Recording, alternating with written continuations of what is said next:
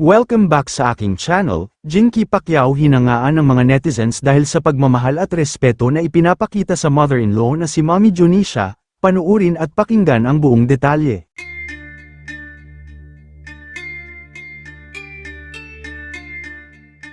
Inuulan nga ng papuri ngayon ng celebrity mom na si Jinky Pacquiao dahil sa viral video na ipinost ng kinakasama ngayon ni Mommy Junisha.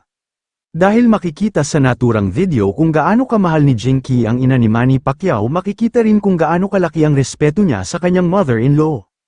Makikita rin na nagyakapan ang dalawa, at tila may malalim na pinag-uusapan ang dalawa habang nakaakbay si Mommy D kay Jinky. Kaya naman ang dahil sa viral video ni ipinost ng kinakasama ni Mommy D na si Mike Yamson, ay talaga nga naman inulan ng positibong komento si Jinky Pacquiao, dahil sa pagmamahal kay Mommy D na itinuring niya ng pangalawang magulang. Kaya naman para sa mga netizens, kaya daw inuulan ng blessings ang pamilya Pacquiao dahil sa magandang turing nila sa isa't isa, at pagmamahalan nila bilang isang pamilya.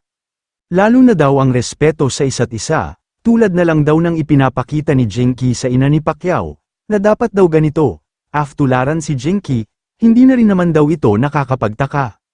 Dahil noon pa man daw kahit nagsisimula pa lang ang mag-asawang Pacquiao ay talagang humble na ito, hanggang sa maging successful na sila ay mas lalo pa silang naging mapagkumbaba sa tao, kaya naman napakarami ang humahanga sa kanilang pamilya.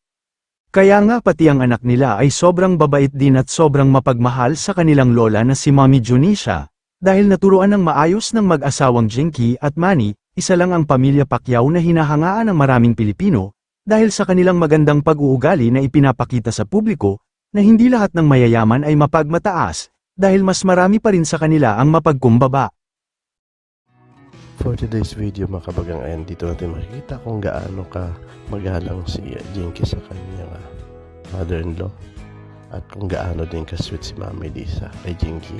Kayo mga ka-showbiz, anong masasabi nyo sa ating showbiz topic ngayon? Kung may opinion kayo ay magkomento lang kayo sa aking comment section. At syempre kung bago pa lang kayo sa aking channel ay mag-subscribe na kayo para lagi kayong updated sa mga showbiz trends na ina-upload ko. Maraming salamat po.